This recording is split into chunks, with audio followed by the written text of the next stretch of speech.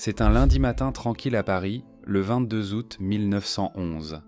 À l'intérieur du Louvre, le sourire le plus célèbre du monde a disparu. Un garde alarmé se tient devant un espace vide sur le mur. La Joconde a disparu.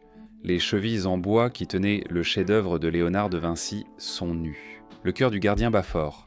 Comment quelqu'un a-t-il pu voler la Joconde sous le nez du personnel du musée ?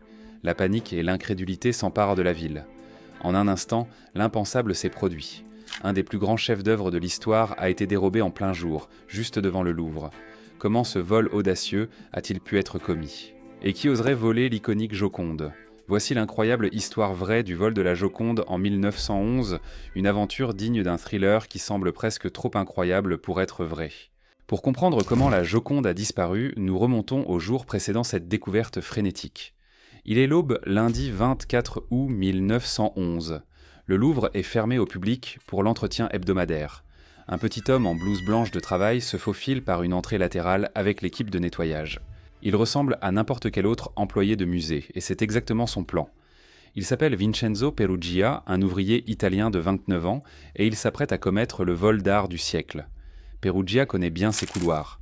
Il travaillait ici à l'installation de vitres de protection sur les peintures. En fait, il a même aidé à construire la vitrine en verre de la Joconde elle-même. Il connaît aussi les points faibles du musée. La sécurité est faible et les jours de fermeture, il n'y a qu'un personnel réduit sur place. Alors que la lumière du matin pénètre, Peruggia attend dans l'ombre du salon carré, la salle où la Joconde est exposée parmi d'autres chefs-d'œuvre de la Renaissance. Peu après 7 heures du matin, l'opportunité se présente. Le salon carré est momentanément vide. Peruggia se précipite vers la Joconde. Avec des mains fermes, il soulève le tableau de 90 kg de ses 4 crochets en fer. Le portrait de Lisa Gherardini, 76 sur 53 cm d'huile sur bois de peuplier, se détache aisément dans sa prise. Aucune alarme ne se déclenche, aucun garde en vue. Tenant fermement le tableau, Peruggia se glisse dans une cage d'escalier de service voisine hors de vue. Là, sous la lumière tamisée d'une seule ampoule, il travaille rapidement. Il ouvre soigneusement le cadre en bois protecteur et le verre. Le panneau de bois fragile de la Joconde est maintenant nu dans ses mains. Il cache le cadre lourd et le verre derrière une pile de bois et quelques toiles abandonnées sur le palier. S'ils sont découverts, ils ressembleront à des matériaux égarés. Le tableau inestimable, il l'emballe soigneusement dans sa blouse blanche et le glisse sous son bras. Tableau assuré, Peruggia se dirige vers une sortie. Il se fraye un chemin dans un couloir arrière et atteint une porte menant à une cour, son itinéraire d'évasion prévu. Il pousse, mais la porte ne bouge pas. Elle est fermée à clé. Pendant un moment de tension, notre voleur est piégé à l'intérieur du Louvre avec la Joconde volée serrée contre sa poitrine. Réfléchissant rapidement, Peruggia sort un petit tournevis de poche. Les mains tremblantes, il commence à retirer le mécanisme de serrure de la porte, une vis à la fois. Le vieux bouton métallique tombe au sol avec fracas. Pourtant, la porte refuse de s'ouvrir. La panique monte dans sa gorge. Quelques secondes plus tard, des pas résonnent à nouveau. Quelqu'un arrive. C'est un plombier. L'homme regarde Peruggia dans son tablier blanc de travailleur et la poignée de porte dans sa main. Peruggia se tient là, le cœur battant, la peinture cachée à l'intérieur de la blouse pliée sous son bras. Le plombier suppose que cela doit être un collègue enfermé par accident. Alors, avec un trousseau de clés qui cliquette, il déverrouille la porte pour Peruggia. Avec un hochement de tête poli et un merci murmuré, Vincenzo Peruggia sort dans la cour ouverte, à travers la porte et entre dans l'histoire. Dans ce moment surréaliste, un plombier aide tranquillement un voleur portant la Joconde. Peruggia marche rapidement à travers la cour et sort du Louvre, s'échappant avec le chef-d'œuvre de Léonard de Vinci sous le bras. Pas d'alarme, pas de poursuite. Il disparaît dans les rues de Paris alors que la ruée du matin commence inaperçue. La Joconde vient d'être volée en plein jour et incroyablement, personne ne s'en rend compte. Pas encore. Ce n'est que le lendemain que le personnel du Louvre comprend la terrible vérité. Le mardi 22 août, à l'heure d'ouverture, un artiste nommé Louis Bérou installe son chevalet dans le salon carré avec l'intention de peindre une copie de la Joconde. À sa grande surprise, le chef-d'œuvre est introuvable. Un garde hausse les épaules. Peut-être qu'il a été emmené pour être photographié ou nettoyé, suggère-t-il. Les tableaux sont parfois retirés pour l'entretien. Mais quelques heures plus tard, la Joconde n'est toujours pas réapparue. Une prise de conscience angoissante surgit, le tableau a disparu. À midi, les responsables du Louvre donnent l'alerte. Il ferme le musée et appelle la police. La nouvelle du vol se répand à travers la France. Des foules se rassemblent aux portes du Louvre exigeant des réponses. Le directeur du musée, en vacances, est humilié. Il avait un jour prétendu que voler la Joconde serait aussi impossible que de voler les tours de Notre-Dame. Pourtant, l'impossible s'est produit. Le monde de l'art français est en panique. La Joconde, comme on appelle la Mona Lisa en français, est un trésor national et sa disparition est une atteinte à l'orgueil de la France. La police se lance dans l'affaire. Des dizaines de détectives envahissent le Louvre, dépoussiérant le cadre vide et la galerie pour trouver des empreintes digitales. Ils trouvent une seule empreinte digitale sur le cadre en verre, un indice potentiellement crucial. Les officiers interrogent tous les employés et ouvriers du musée qu'ils peuvent trouver. Les frontières parisiennes sont fermées. Les gardes arrêtent les voitures et les trains quittant la ville. Même les navires au port sont fouillés au cas où le voleur essaierait de faire passer le tableau en contrebande à l'étranger. Les autorités montrent initialement une grande confiance. Le vol a eu lieu un jour de fermeture. Nous savons qui est entré et sorti. Cela prendra seulement 2 à 3 jours pour résoudre, insiste le principal enquêteur. Mais il va avoir une surprise. Les jours deviennent des semaines sans percer. Cette empreinte de pouce, de manière surprenante, la police n'a pas réussi à le relier à ses dossiers, ignorant un nom sur leur liste. Vincenzo Peruggia. Il l'avait en fait interrogé 2 fois, même à l'intérieur de son appartement, avec d'autres ex-employés, mais ont jugé que l'Italien à la voix douce ne représentait aucune menace. En fait, lors d'une visite, un enquêteur s'est littéralement appuyé sur la table sous laquelle la Joconde était cachée dans le petit appartement de Peruggia et n'a rien remarqué. Le tableau était là tout le temps, juste sous leur nez. Mais en 1911, personne n'imagine que le voleur pourrait être un simple employé de musée. Au lieu de cela, des théories farfelues comblent le vide. Les médias transforment le cambriolage en un véritable cirque. La presse parisienne crie « Qui a volé la Joconde ?» Le public est captivé tout comme les opportunistes. Des détectives amateurs jouent les enquêteurs, offrant des conseils absurdes. Le magazine parisien, l'Illustration, se demande si le voleur est un criminel audacieux, un mystificateur, un maniaque ou un amoureux fou poussé à l'enlèvement. Le journal New York Times rapporte que d'innombrables citoyens se sont transformés en détectives amateurs, comme Sherlock Holmes, élaborant des théories extravagantes. Certains soupçonnent un millionnaire américain comme J.P. Morgan d'avoir commandité le vol pour une collection privée. D'autres murmurent que les Allemands l'ont comploté pour embarrasser la France. Des témoignages présumés de la Joconde parviennent de loin, du Brésil, du Japon, même du Moyen-Orient. Chaque nouvelle rumeur envoie la police sur une fausse piste, mais chaque piste ne mène à rien. Sous une pression écrasante pour trouver le coupable, la police se retourne même contre certains artistes d'avant-garde de Paris. En septembre 1911, ils arrêtent le poète, Guillaume Apollinaire, une figure flamboyante qui avait une fois déclaré que le Louvre devrait être incendié. Apollinaire est emmené pour un interrogatoire. En garde à vue et désespéré, il implique un ami, un jeune peintre espagnol nommé Pablo Picasso. Oui, ce Picasso. Bien qu'en 1911, il soit un jeune prometteur de 29 ans, pas encore l'icône mondialement célèbre qu'il deviendra. Picasso et Apollinaire avaient effectivement été mêlés à un incident antérieur de non-respect de l'art, des statuettes volées du Louvre que Picasso avait achetées sans le savoir. Maintenant, dans l'hystérie, la police les soupçonne brièvement d'avoir orchestré le vol de la Joconde. Le scandale secoue la communauté artistique de Paris. 2 artistes éminents pourraient-ils vraiment être des voleurs d'art ? Finalement, il s'avère qu'ils sont innocents. Les 2 hommes sont blanchis, faute de preuves les liant à la disparition de la Joconde. Apollinaire est libéré, et un Picasso humble retourne pour l'instant à l'obscurité. Pendant ce temps, la Joconde reste introuvable. Les semaines passent, puis les mois.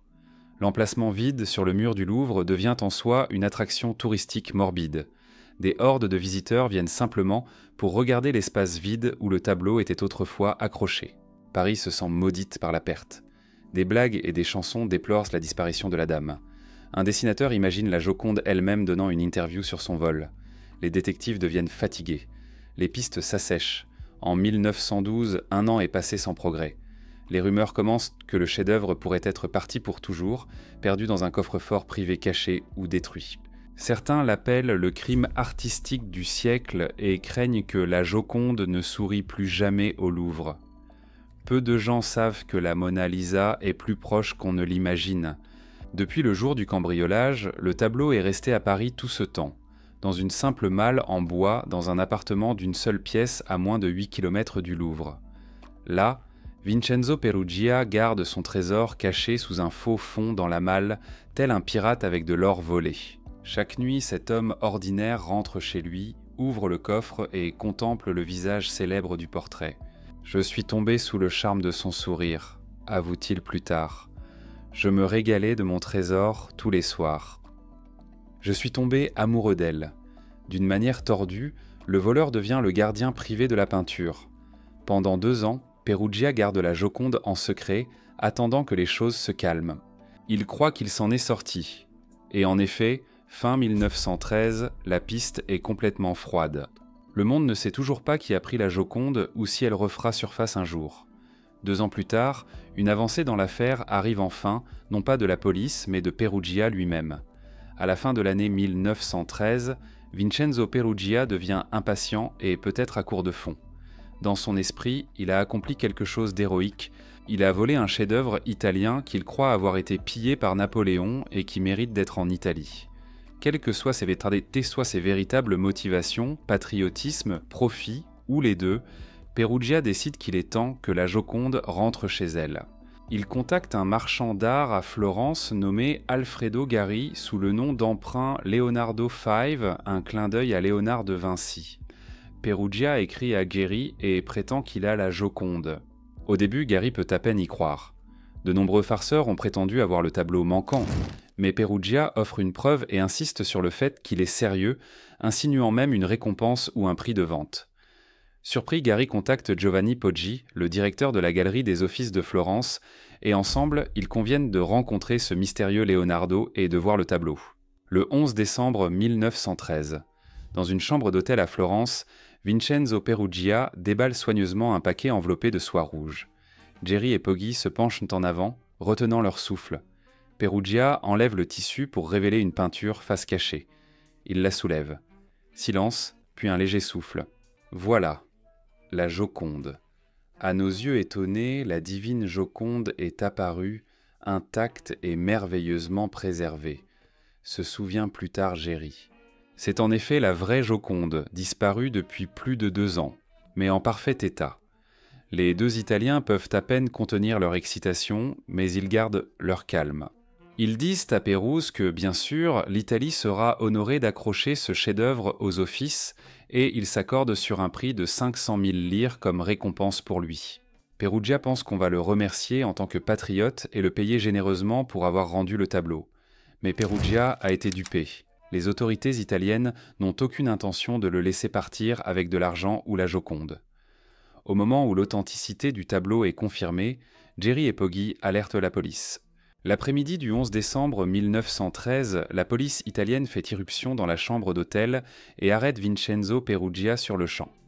La Joconde qu'il avait cachée sous le faux fond d'une malle pendant si longtemps est maintenant retirée de sous le lit de son hôtel et mise en sécurité. Le grand vol est enfin résolu. Les flashs d'actualité à travers le monde, la Joconde est retrouvée. Les Parisiens poussent un soupir de soulagement. La Dame de France rentre chez elle.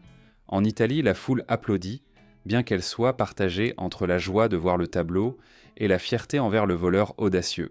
Perugia, qui croyait vraiment être un patriote rendant un trésor volé, est salué par certains comme un héros national.